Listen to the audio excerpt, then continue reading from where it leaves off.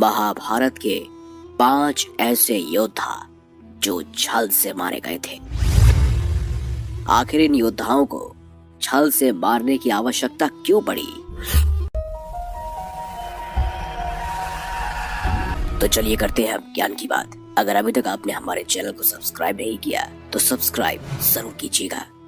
हमारे धर्म ग्रंथों में महाभारत के युद्ध को धर्म और अधर्म के बीच लड़ा गया एक महान युद्ध बताया गया है। इस युद्ध में करोड़ों योद्धाओं ने अपनी जान गंवाई थी। वहीं कुरुक्षेत्र में लड़े इस युद्ध की भयावहता का पता इस बात से चलता है कि महाभारत युद्ध के कारण ही आज भी कुरुक्षेत्र की मिट्टी का रंग लाल है। इस युद्ध में भाग लेने वाले कई ऐसे महारथी, आदिरथी और रथी थे जिन्हें मार पाना आसान नहीं था, परंतु फिर भी वो मारे गए। तो चलिए अब शुरू करते हैं अपना काउंटडाउन और जानते हैं आखिर कौन से थे वो 5 योद्धा। छल कपट से मारे गए योद्धाओं में सबसे पहला नाम आता है भीष्म पितामह का। महाभारत के युद्ध में भाग लेने वाले सबसे पराक्रमी, शक्तिशाली और बुजुर्ग योद्धा थे।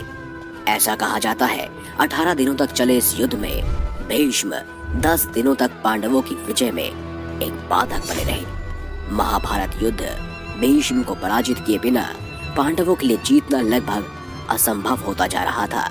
ऐसी स्थिति में भगवान श्री कृष्ण की सलाह पर अर्जुन ने शिखंडी को ढाल बनाकर युद्ध के 10वें दिन भीष्म को अपने बाणों से छलनी कर दिया।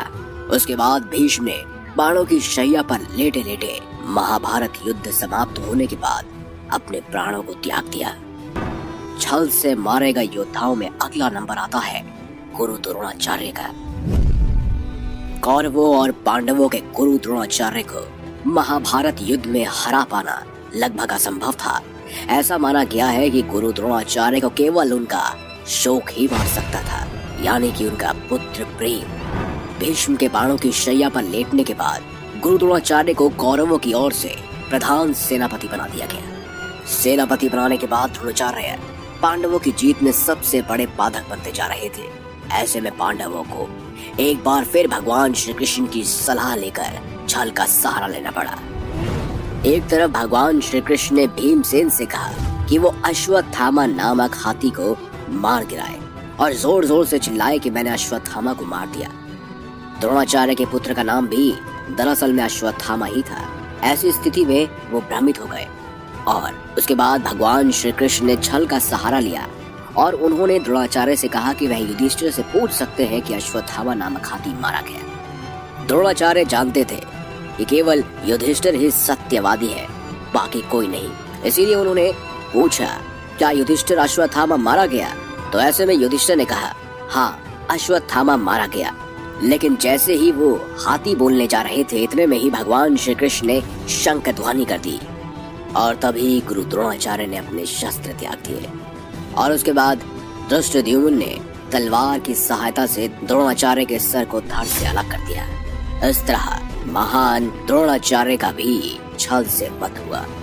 अगले ऐसे योद्धा हैं जयद्रथ। जी हाँ, उनको भी छल से मारा गया था।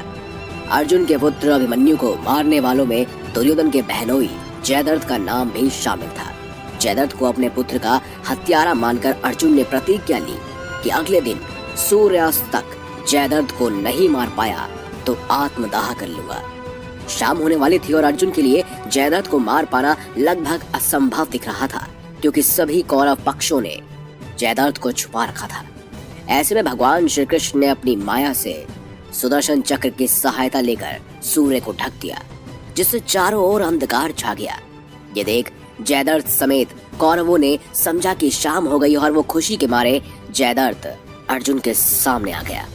उसके बाद भगवान श्री कृष्ण की माया से आसमान में फिर से सूर्य की किरणें दिखने लगी और कृष्ण का इशारा मिलते ही अर्जुन ने पशुपतास्त्र से जयद्रथ का वध कर दिया। अगले योद्धा हैं अंगराज कर्ण, जिन्हें सूर्यपुत्र और दानवीर कर्ण के नाम से भी जाना जाता है। कहते हैं अंगराज कर्ण को युद्ध में सीधे तौर पर पराजित करना भी अर्जुन के बस की बात नहीं थी। ऐसे में जब युद्ध करते समय कर्ण के रथ का पहिया जमीन में धंस गया और कर्ण अपने रथ का पहिया निकालने लगे, तभी भगवान श्री कृष्ण ने अर्जुन से कहा कि यही वो मौका है जब तुम अंगराज कर्ण का वध कर सकते हो। पहले तो अर्जुन ने मना किया, लेकिन भगवान श्री कृष्ण ने उन्हें गीता का सार याद दिलवाया और कहा कि मुझे पता है कि कर्ण एक ऐसा योद्धा है जिसे केवल छल से ही पराजित किया जा सकता है। ऐसे में मौका देखकर अर्जुन ने भगवान कृष्ण की बात मानी और अंगराज कर्ण का वध कर दिया। अगले और आखिरी योद्धा जो इस खास महाभारत के मुख्य पात्र थे वो थे दुर्योधन। जी हाँ, महाभारत युद्ध के अंतिम योद्धा दुर्योधन का वध भी पांडवों ने छल पूर्वक ही किया था।